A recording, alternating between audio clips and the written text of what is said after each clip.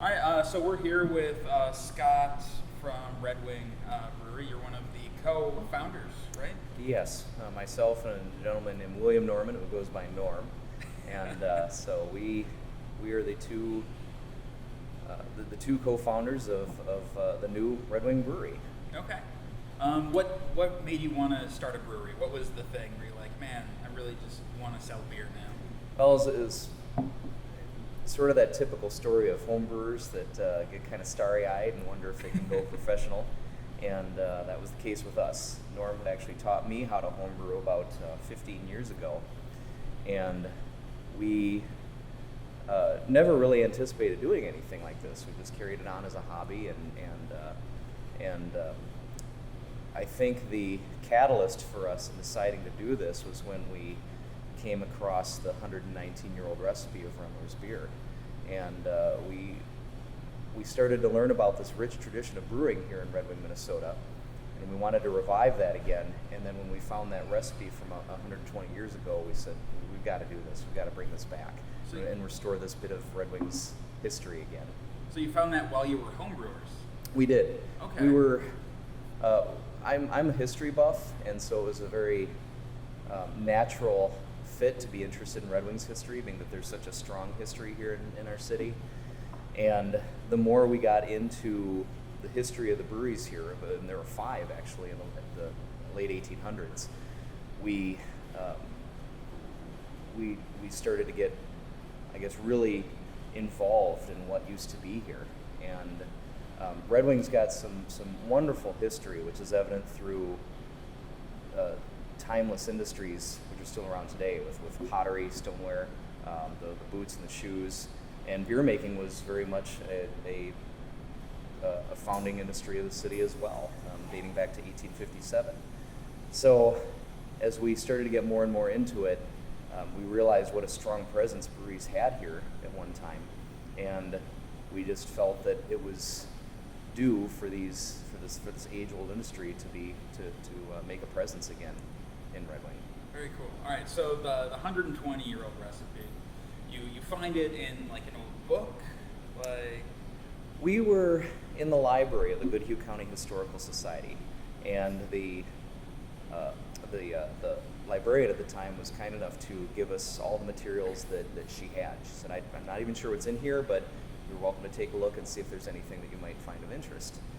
And as we were pouring through pictures and old newspaper articles, we found in German these letters of correspondence that were written by the head brewer back in 1896 from Remler's Brewery. And he was writing down to the American Brewing Academy in Chicago and describing what materials he was using and in what amounts. So we compiled those letters to realize that he was really describing the recipe for the beer that he was making back in that time. And when you put them together, you see what grains he was using and what hops he was using at the time. And we started to run these through our home brewing system, and the result actually was congruent with the result that the state brewing chemist came up with at the time. He had found he had published his results of the beer, the final gravity of the beer, the alcohol by volume, and our results were matching that, so we knew that we actually did have the recipe of the beer from 1896. We know that the recipe evolved by 1913. They started using rice as an adjunct, which was common in the brewing industry back then. It would lighten the beer for an American palate that was changing. So by 1913, we know they're getting railroad cars of rice from St. Paul delivered down to Red Wing here. But prior to that, it was very much a German-influenced recipe, and that's what we're serving on tap today. So, grain, has that changed a lot? Like, because I know early the kilning process is really like a smoky flavor in the grains and stuff. Is that something you had to worry about? Well, all of the ingredients have evolved to some extent, and that's due to technology and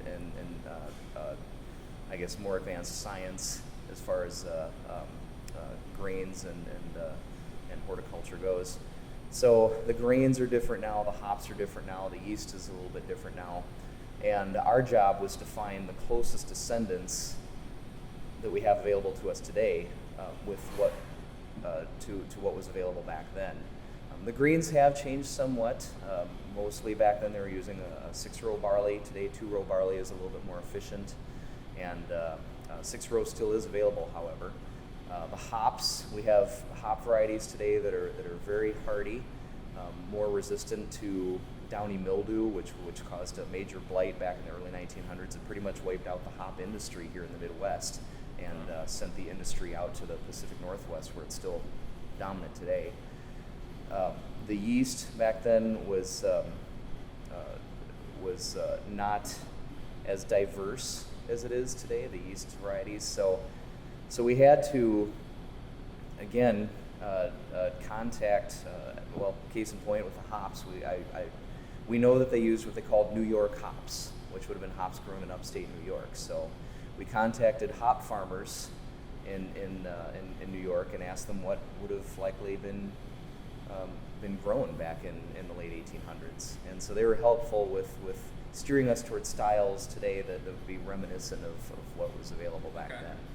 So when we put these all together, it again luckily created the same results they were getting back in 1896. But that was probably the hardest recipe to recreate because we're constrained within certain parameters. To be historically accurate, we couldn't flex the amount of hops or the amount of grains, or we had to follow what was true back then. So the rest of the recipes we can tweak a little bit because they're our own. So we can add a little bit more, malt if we need to, or back off on the hops if we need to, or change the yeast strain. But that one was, to be historically accurate, we had to remain consistent with what they were doing back then. So the Remlers sounds like it was a lot of work. It was, but worth it. It's Very beer. worth it to have literally a taste of Red Wing's history back with us again today. It's very cool. And I gotta say, it tastes really good. It is a good beer. Yeah. Well, it's actually got as much malt.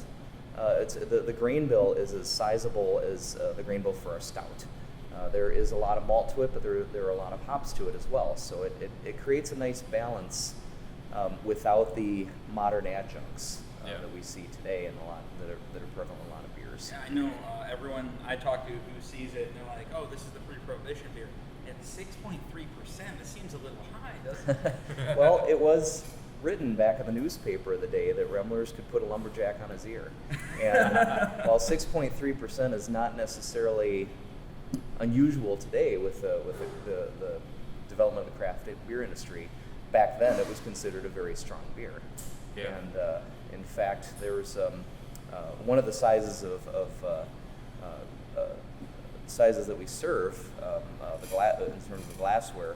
What you've got right now is called the snit. It's basically a half pint. And back in the day, in 1896, it was called the Bellhammer snit, named for a German here in Red Wing named John Bellhammer. He came over to the United States, was a farmer here in Red Wing, was a very big man, stood 6'6", and he used to be a frequent patron at the Remlers Brewery Saloon, right on the brewery premises.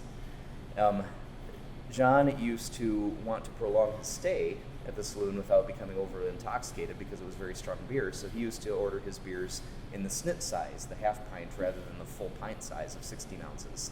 And so the locals, knowing that this was his preferred beverage size, then called it the Bellhammer snit. And we encountered that footnote in the papers of the Historical Society, so we decided to resurrect that name of a snit. It was a common term prior to Prohibition, but a lot of tavern jargon fell out of use by the time Prohibition was over in 1933. So a lot of that bit of American vernacular was lost. Sure. But some of that is coming back now with a return to the old ways and with some of these stories from the late 1800s and early 1900s. So we wanted to resurrect the snit and resurrect that term again in honor of Mr. Bellhammer. Well, now that we know it, we can start using it, right? Yeah. It's a good word. Yeah, it's a good word. So you're 3 years old now, right? Coming up in 3 years, yeah. We opened on December 6, 2012, and it's been a 3 years of growth. We've doubled our keg capacity, more than doubled our keg capacity. We've had to expand our kitchen. We're starting to feel a little stretched at the seams right now, and I think that's a common story in many breweries. Is there any plans for expansion? I know you said that when like Friday, Saturdays, this is standing room only. Mm-hmm. I think inevitably, you've always got to have that in the back of your mind of what's the next step, because there's a point where, with the way the craft beer industry is going right now, it's becoming very popular. People are really embracing the craft beer industry all over America. So I think anybody going into the field has to initially plan in their business model for some sort of expansion. Okay. There's a phrase in the industry: stay as small as you can, as long as you can, and we're trying to adhere to that, just because we've been told by our patrons that they like the cozy and the intimate atmosphere of the brewery here in the tap room. We don't want to sacrifice that with a major expansion right away, so we're trying to enjoy who we are for as long as possible. For as long as possible. I think down the line, if there's an opportunity to expand and the time is right for that, we'll address that when the time comes. But we definitely don't want to lose that intimacy, that coziness of a brew pub atmosphere. And of course, pub short for public house, where people used to gather. We like this to be a gathering place for people, and we certainly don't want to lose that in the name of a great expansion. Yeah. So when you opened, how many beers did you have? You obviously had Remlers. Mm-hmm. What were your other like flagships right away? We have 13 right now registered with the state of Minnesota, and some of them are historical labels that we've resurrected. Remlers is the actual recipe from 1896. The rest are labels that used to exist, but the recipes have been lost to history. So we've brought those back with a nod to the existence of these beers back in the day. Red Wing Premium is the lightest beer that we make. It's a Kolsch style beer. Comes out to be sort of a straw color in nature. It's 4.7% alcohol by volume, so it's one of our lighter beers. But a lot of people do find favor with that if they're especially on a warm summer day. Something like that tends to hit the spot. Sure. So Red Wing Premium, the recipe was likely an American light lager. Again, we brew it as a Kolsch style beer, so it's not the exact recipe that they were using back then. But in 1950, which is when this beer was prevalent here in Red Wing, it was what they called the taste of Goodhue County, Goodhue County's pride. So we wanted to resurrect that label just because of that historic note. The Koken's Bavarian style Red Wing beer was another beer that was popular back about 80 years ago in the 1930s. We decided to bring back that label as our fall ale, basically an Oktoberfest beer. Oktoberfest ingredients, but brewed as an ale versus a lager, so it instead makes it a fall ale. So that one's one of our seasonals. But all the rest of our beers, Red Wing never had a brown or a stout or a porter before, and so those are new styles to the city, and we decided to name those styles so that they promote some aspect of uniqueness that makes our city what it is. Are they homebrew recipes that you scaled up, or are they new recipes to the brewery? They're based on homebrew recipes. Okay. We started with in the very beginning, we started with the stainless steel pot up on the kitchen stove. Like every other home brewer. Like every other home brewer. And that's how it all began. Eventually, we started to migrate to a half barrel system. We took Sam's advice from Dogfish Head and invested in the Samco Brew Magic, and that really helped us to start repeating our recipes so that we had consistency and we were able to tweak them as we wanted. And as we started to create our recipes, we settled on those that we liked and those that we felt could be scaled up to a 6-barrel system, which is what we have now here in the brew house. Very cool. But again, with the names of our beers, we wanted to bring out the best of Red Wing. I mean, we are the Red Wing Brewery, and so when people come here, there are certain aspects of the city that they find very unique and very interesting, and that's what we wanted to bring out. Stoneware Stout, for example. Red Wing's known for its stoneware. We felt that it would be very fitting to name a beer after that industry. Work Boot Red. Red Wing's known for its high quality shoes and boots and footwear, so we wanted to pay homage to that through our Irish Red Ale. Pepe's Porter is named after our local lake monster here on Lake Pepin. Every good lake has a good monster to go with it. So Pepe has been steeped in legend here for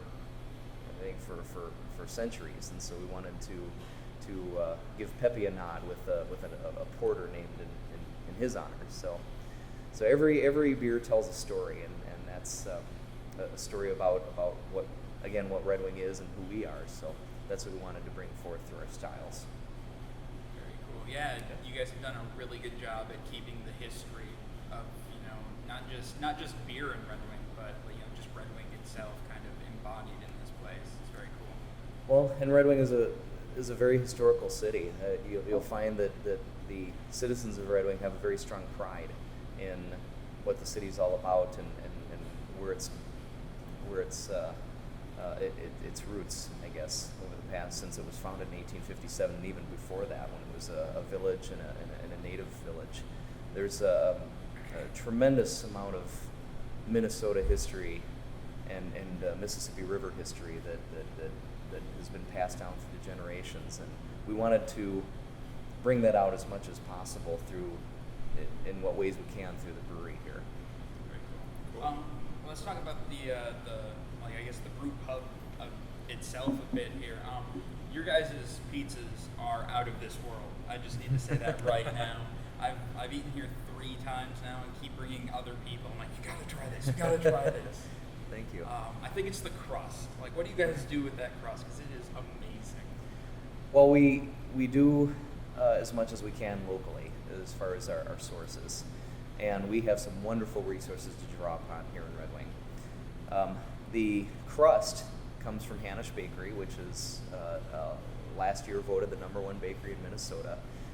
It's located on 3rd Street here in downtown, so very easy to find. We take our brewers' grains over to Bill Hanisch and the gang over there at the bakery, and they do a wonderful job creating this crust, which is fresh. It's reminiscent of kind of a European baked bread. It's a lot of people that sell pizza see the crust as just the means of getting the rest of the ingredients from the plate to you, but the crust is a very big part of that pizza. It's to overlook the quality of the crust, I think, is it detracts from the overall quality of the product. So we talked to Hanisch Bakery. Actually, they approached us before we were opening and asked if they would be we'd be willing to utilize them. We said absolutely. We were really excited about that because they had a strong reputation of being a quality bakery, and we're very excited to work with them. And they do an outstanding job for not only us, but they work with many different restaurants around in Red Wing and around our area. I know that they provide buns and crusts for other restaurants. So it really is a hometown bakery in every sense of the word, and they're, again, I can't speak highly enough about them. They do a wonderful job. But we're also fortunate to have some wonderful meat stores here in Red Wing. I live up in the old Fairgrounds neighborhood here in Red Wing, and we've got a little store up there called Buchanan Grocery. It's been around since 1923, and they have a meat counter in the back, just one of those quintessential neighborhood grocery stores. And so before I come down to work, I'll swing by and pick up meats that we use for our pizzas from there. We get a blue cheese from Faribault, Minnesota, which is the home of Ama Blue Cheese, which has won international awards for its quality. We love using another Minnesota product for that. gluten-free crust from a little place here called Simple Abundance on Bush Street here downtown, which specializes in whole foods and foods that are very nutritional in value and good for you. So we're very pleased to be able to work with Kiki and the gang over there at Simple Abundance. So again, we just have some wonderful resources to draw upon here, and we're so excited to be able to utilize those. And I think the quality is evident in the final product. For sure, it's so good. Definitely utilizing the whole town. Yeah. Well, I think a lot of people here in Red Wing do that. We've had a lot of people visit the city that say they love one of the things that they love about Red Wing is the number of locally owned restaurants here. It's one of the things that I do when I go when I'm visiting another location is to look for local establishments, places where we're going to get that local flavor, and we really do have an abundance of that here in Red Wing, Minnesota. And I think the other thing that you'll find is that a lot of us who are here like to cross promote each other. We realize that a diversity in locally owned restaurants creates an attraction for people who are visiting our city. And so when people are here at the brewery, I love to tell them about other places to eat or other things to see and other attractions to visit while they're here. Because as a visitor elsewhere, I know I appreciate that when local business owners tell me about the places that I should catch while I'm in town. And so we try and offer that same courtesy to visitors to our city. Very cool. Gives people a reason to come back and visit too. It is, even if they have a limited time here in Red Wing and they're not able to take in everything, it gives them reason to come back and be return guests here to Red Wing. So we love seeing familiar faces and having people come back because that means that we're doing something right. Yeah. No, it's fantastic. I love especially down here. You said that this area in particular is starting to get revitalized with a bunch of new restaurants and stuff like that. Mm-hmm. So were you guys the first ones down in this area then? Well, there have been a number of places that have come and gone, and some that have stayed throughout the years. Within our couple of blocks here, I'll give you a history. This is now called Old West Main Street, where we're located, and it was called that because this was the west end of Main Street. As it came out of downtown, it snaked around through some residential neighborhoods and some light industrial neighborhoods, and it followed the path of the river until it got to the Pottery District, and then from there it left town and headed up towards eventually towards the Twin Cities and towns along the way. So in the 1960, Highway 61 was built, and Highway 61 through downtown does follow the old east end of Main Street, but at this end, it carved its own path through the city of Red Wing, and then caused the west end of Main Street to become a spur off of that. But this was historically the main drag of our city, and so after Highway 61 was built, it converted to be kind of a light industrial area, and that's the way it stayed for a number of years. Recently, there's been sort of a conversion to an entertainment district especially for the marina, which is about a block away down towards the river here. In fact, if the buildings across the street weren't there, you'd actually be able to see the marina down at the foot of the hill.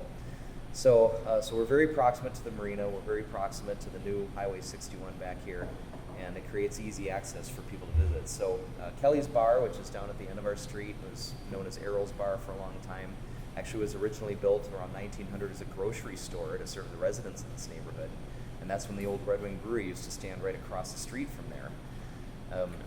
But Kelly's has a kitchen now, has tavern food. You'll often find Kelly herself on the grill there. They serve some wonderful grilled items there. And they have a number of craft beers on tap as well. The Bayside Tavern has been a staple here in Red Wing. That's 2 doors down from Kelly's. They've been around for many, many years, and that's open again as a steakhouse. Glenn and Christy do a wonderful job with their food there. People have described it as Twin Cities quality steaks at Red Wing prices. So they do a nice job there as well. West End Liquor has been across the street from us for 30 years. Wonderful neighbors here. They carry an amazing amount of craft beer, and they also carry local wines and local spirits as well. So they've been a neighborhood tradition here for decades. So we're very pleased to be now a part of that, and it's just been it's been enjoyable to become a fabric of a very historic part of Red Wing.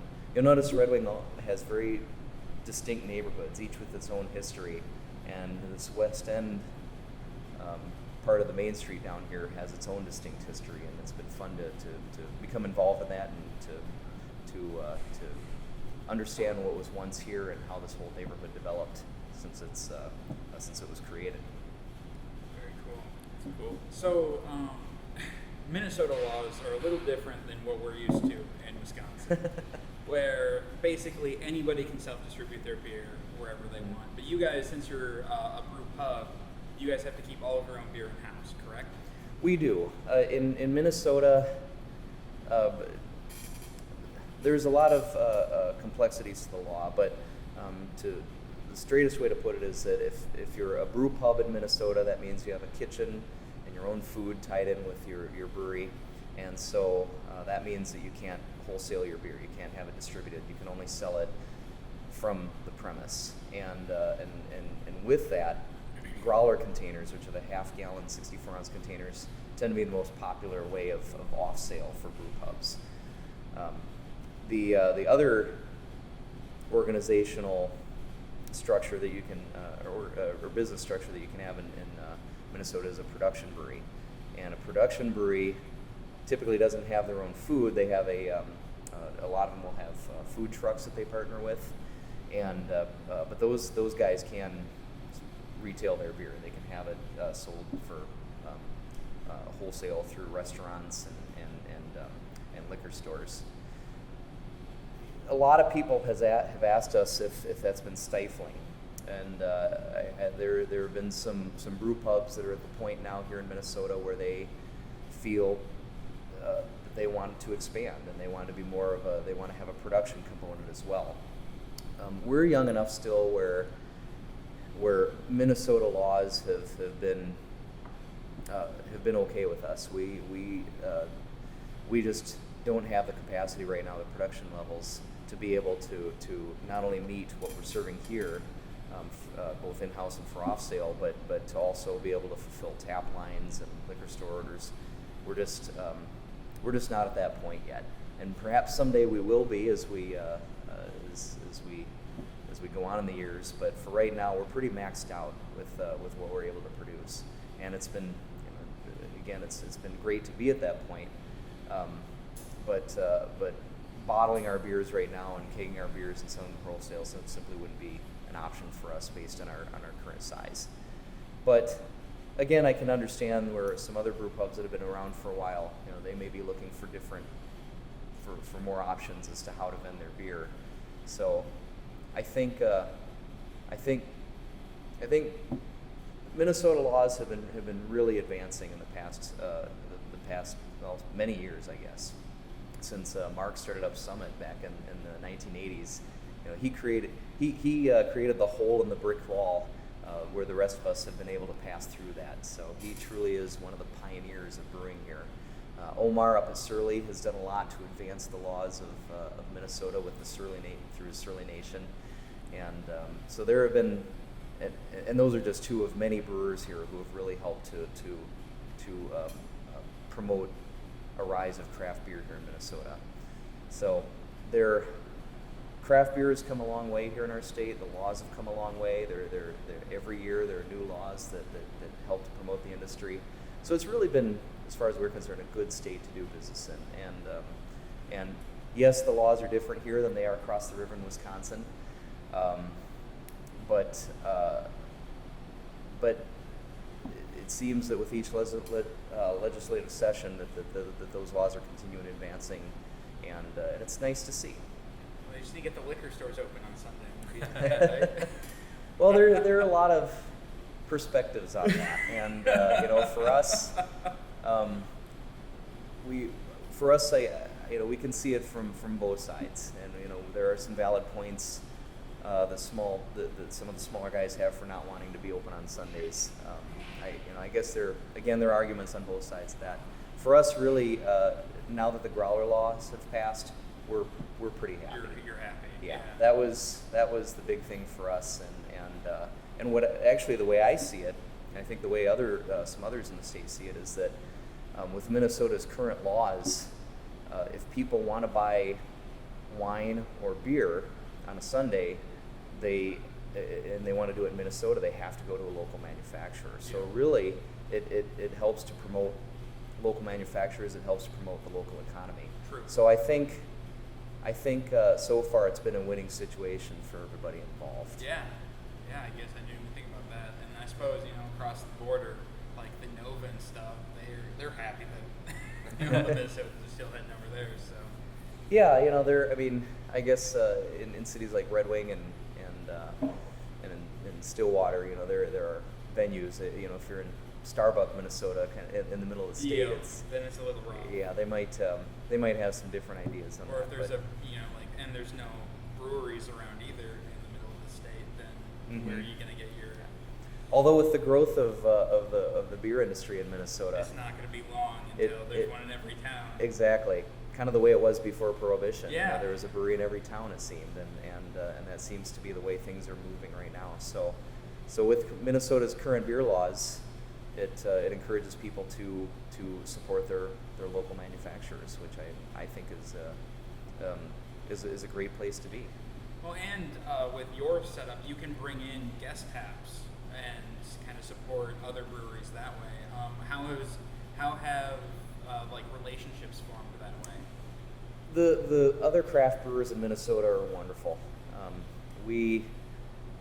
We've been very pleased to be a part of the Minnesota Brewers Guild and to get to know everybody else who's in the industry here, the members of the guild. It's really at this point been a very supportive industry. When we were starting and starting to formulate our business plan, we made it a point to talk to as many brewers as we could, both in-state and out-of-state. But what we found is that in general, those who are already in the business were more than happy to share their experiences with us and to tell us their story. And for us, that was invaluable in being able to formulate our own thoughts as to how to create this business here in Red Wing. So it's when the brewers of Minnesota get together, and I think this is similar in all across the United States, but when brewers get together, it's kind of like it's just fun. It feels like family coming together, and it helps you to realize that you're not the only ones out there. There are other people out there in the industry that are that it's fun to bounce questions off of, kind of see where everybody's at and share some stories with, have a pint with. It's I guess to me it feels kind of like a big family reunion every time we have a guild meeting, and that's kind of that's a nice state of the industry. I think that's one of the reasons why the brewing industry has been so appealing to many people, because as of right now there doesn't seem to yet be this dog-eat-dog feel to it that may exist in other industries. Right now it's still a big camaraderie. And a lot of people have asked too if that may change with more breweries on the scene. I guess my thought is that right now craft beer makes up less than 20% of the overall market, the beer market. And when you consider that there's still 80% plus of the market yet to be explored, I think that still leaves room for growth in this industry. So right now it seems that the more breweries there are, the more of an attraction it is for people, and you see that especially in neighborhoods like Northeast Minneapolis, Northeast, where where there are lots of little breweries there, and so people like to just go and explore and check them all out. And there are brewery tours that are focused around clustered breweries and around the state. So it seems to me right now to be a very healthy industry, and we're very, very proud to be a part of that. Yeah.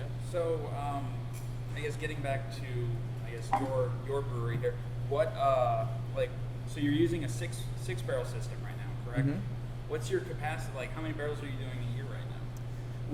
Right now we're producing 6 barrels a year. We can actually a little bit more than that now. We started with 6 barrels a week.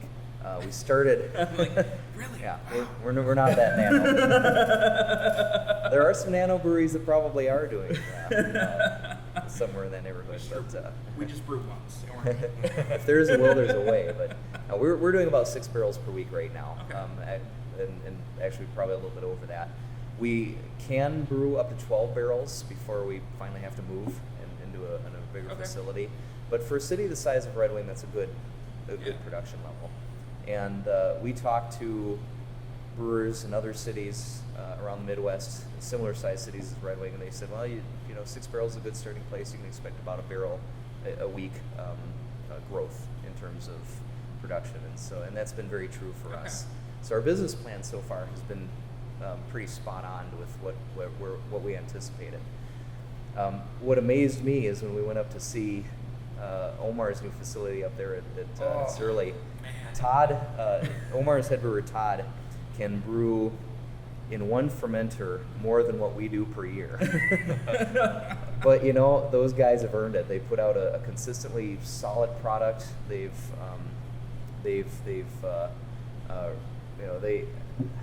definitely earned where they are right now. Yeah. And so I think their destination brewery has truly been earned, and it really is an amazing place when you go up and see that. And you know, it's really, those guys are living the American dream, and they should be, because again, they've worked hard to get Yeah. there. So for us, you know, that are brewing on a much smaller scale, it's very inspirational to see those folks and to hear the stories, like, you know, the guys at Fulton that are expanding into their new production facility. And you know, I mean, I could go on and on about the breweries that are expanding right Yeah. now. You know, with Bent Paddle up in Duluth, and you know, and it's fun to see that. So for us right now, 6 barrels a week is what we're doing, 6 barrels plus per week. It's a good fit for where we are. We've got an allowance for growth here before we ultimately have to start thinking about a bigger facility. But it, you know, that's for a city the size of where we are, 16,000 people. It's been a good place to begin. And people can only get the beer here, so exactly. you're Yeah. not worried about trying to keep accounts open and stuff like that. Yeah. If Minnesota laws were such that we were trying to put our beers out in liquor stores and restaurants, we would definitely have to be brewing a lot more at this point in our existence. And but again, being that the laws are what they are, you know, that seems to be a comfortable fit right now. Again, we are starting to feel a little stretched at the seams. You know, we know that we're needing to keep the taps flowing here, and so we're you know, we're doing our best to keep up with that. But so far, so good. You Okay. know, one of the nice things about being a brew pub and not having your beer distributed, though, is it does create a destination for people. You know, to get Red Wing beer, people have to come here, and while they're here, we invite them to check out other great places around Red Wing as well. Cool. So when you're brewing beers, like, you have a Kolsch, which takes a little bit longer. You gotta do like a lagering stuff, stage and all that.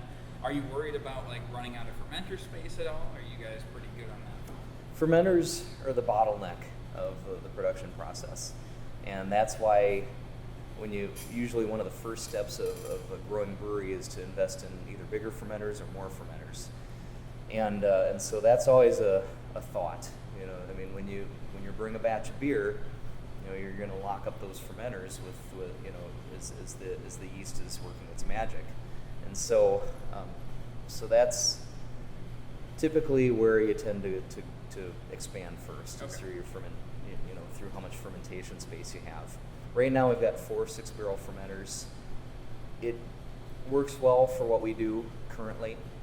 I could see down the line here, especially in the next few years, where that's going to start to be push Be a our little limits a too bit. tight.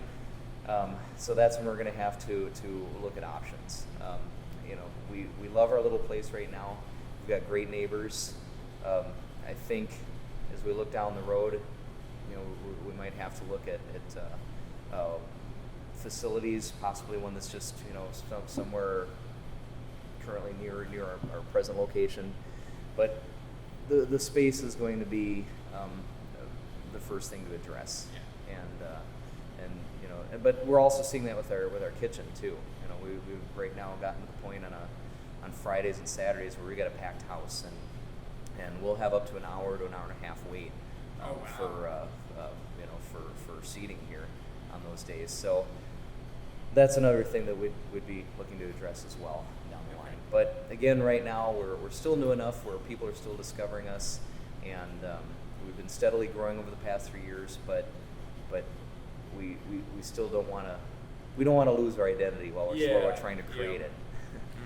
So we'll although I have to admit, even at this point, I'm already saving materials for a second version of the business plan, for round 2, because every time we get a publication or see new statistics published about the industry, I always hold on to those because I see those as being valuable resources for the second draft of our plan, the expansion draft, I guess you could say.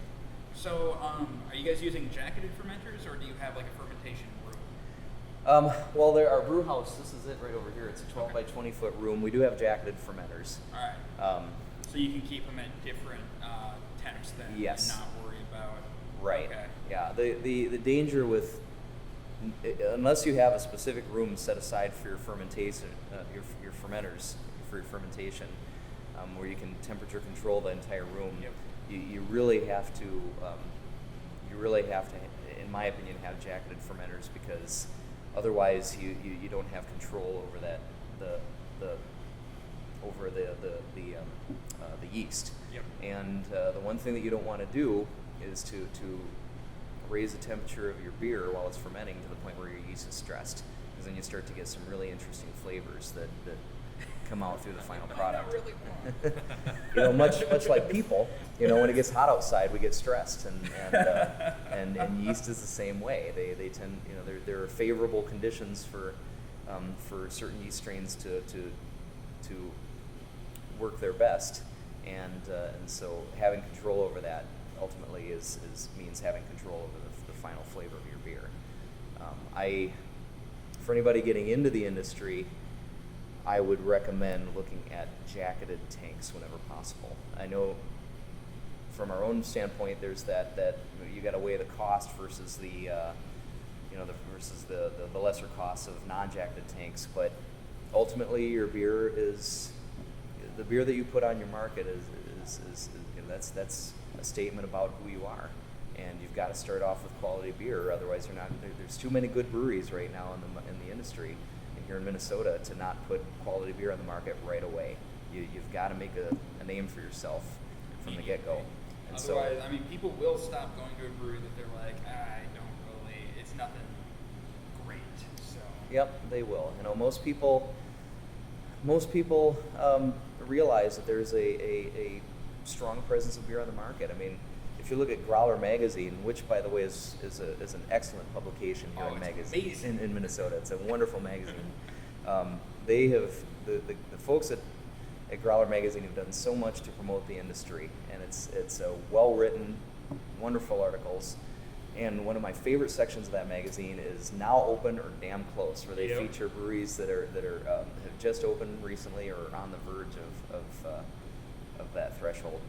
And Growler Magazine used to be published every other month. Now it's published monthly, and every issue features at least 2, 3, 4 new breweries. So it is a rapidly expanding industry, and people know that, and people see these new breweries. And if you don't come out swinging with a good product right away, people will pass you by and move on to the next good product, because there are, again, a lot of wonderful breweries here in Minnesota and in the Midwest. Well, I think we've taken up enough of your time today. I really appreciate it, letting us come down here and talk to you like this. Well, it's been our pleasure to have you here, and we appreciate you your dedication to the craft beer industry. I guess is there anything? Where can people find like Red Wing Red Wing Brewing online and stuff like that? Do you guys have a Facebook page? Any social media? We do. Yep. Our Facebook page is Red Wing Brewery, and so it's easy to find. We have a website, redwingbrewing.com, and for people, we aren't. Sad to say, I'm not as. I'm a bit inept when it comes to social media. I would like to say that I'm a lot better at that than I am. So. You spend all your time on beer, so we completely forgive you. Well, we don't even have Twitter right now, which I like I said, I'm almost embarrassed to say that because those are great venues and well-used venues for people to share their story and to share their products. I know a lot of people are very very skilled at insta-twidoodling, but we're not. So we're but people have still found us, and they found us either through the web or through Facebook. Or I tell you, one thing that can't be denied is the power of word of mouth. Yeah. Even with the power of social media and the magic of YouTube and all that's out there. And I'm a big fan of. I am a big fan of social media. I enjoy using it. I need to become more proficient at it myself. But we are still amazed at how many people come in because somebody told them they have to come and try the pizza. They have to come try the beer. They have to come to Red Wing Brewery. That even with today's electronic media, you still can't underestimate the power of good old-fashioned word of mouth. Absolutely. And I know that I do that when I find a place that I like. I love to spread the word. Yeah. And it's apparent through the visitors that we've had that people have been doing that about us, which we greatly appreciate. But we're right down here again on the old west end of Main Street here, and Just follow the historic Red Wing, construction, Minnesota. and when it starts to taper off, get off that road. That a lot of people have been worried about the construction here and wondering if that would affect the city overall. I think a lot of businesses have weathered through very well. Really, the construction team has been wonderful. It's a major project. They've been replacing century-old sewer pipe under the city, under the old Main Street, and the old clay piping that was laid down when Red Wing was built. That's all being changed now for a more modern version. But the construction crews have been very good about keeping everybody up to date about the changes. The Chamber of Commerce here in Red Wing has been wonderful about continuing to promote the city. The city itself, the city officials have been great about promoting Red Wing. Red Wing Downtown Main Street has come up with activities and events here in Red Wing to keep it a very busy town. So there's still, a lot of people say, well, Red Wing isn't closed. The construction crews have been doing a wonderful job keeping everything moving, and people have still found a way to get to Red Wing. It's if there's a will, there's a way. Yeah. And I'll tell you, if I'm going to another location and I'm looking for a brewery, a little construction won't stop me. I will go Not find at that all. brewery. And I think that's been the case here in Red Wing too. All right. Well, yeah. Thank you again. Really appreciate it. Thank you thank you for allowing us to be on your show. We're very appreciative of that.